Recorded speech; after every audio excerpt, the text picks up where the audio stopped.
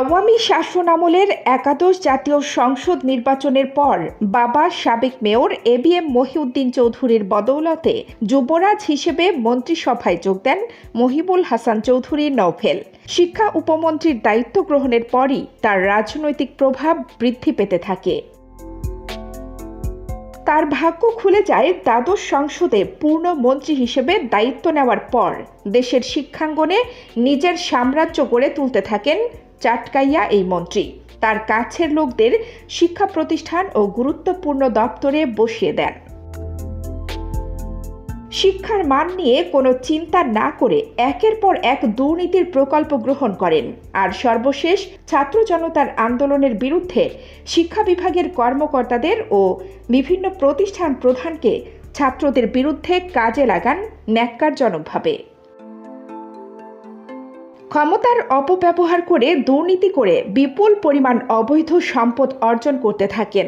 তার বিরুদ্ধে অভিযোগ রয়েছে শিক্ষা প্রতিষ্ঠানে নিয়ম বহির্ভূত প্রশাসন নিয়ন্ত্রণ, অর্থের বিনিময়ে শিক্ষক নিয়োগ ও বদলির ঘটনার।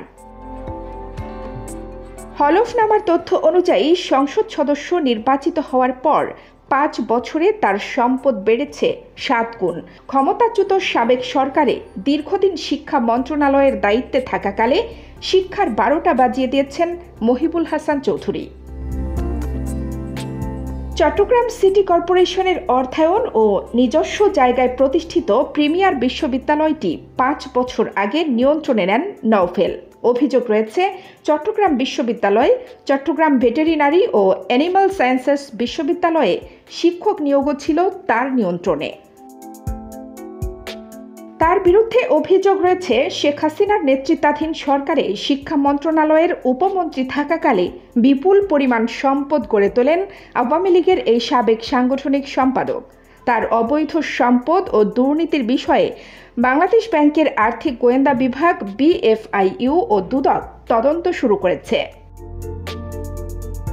এদিকে গত 20 আগস্ট BFIU নওফেল এবং তার পরিবারের ব্যাংক হিসাব জব্দ করেছে। তাদের মালিকানাধীন ব্যবসা প্রতিষ্ঠানের ব্যাংক হিসাবের লেনদেন স্থগিত এবং ব্যাংক হিসাবের তথ্যও চেয়েছে। বৈষম্য বিরোধী ছাত্র আন্দোলনের সময় শিক্ষার্থী ও জনতার উপর হামলার নির্দেশদাতা হিসেবে কমপক্ষে 1 ডজন মামলার আসামি হয়েছেন নওফেল।